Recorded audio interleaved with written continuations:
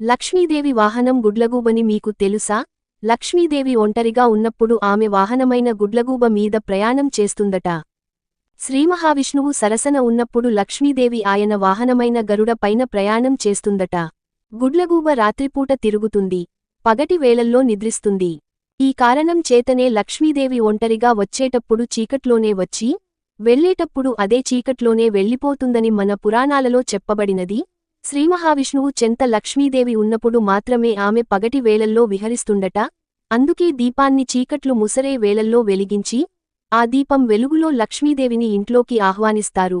తదుపరి వీడియోలో చీకటి పడ్డాక వాకిలిని ఎందుకు ఊడవకూడదు తెలుసుకుందాం. ఇలాంటి మంచి వీడియోల కోసం మన ఛానల్ని కొంచెం సబ్స్క్రైబ్ చేయొచ్చు కదా.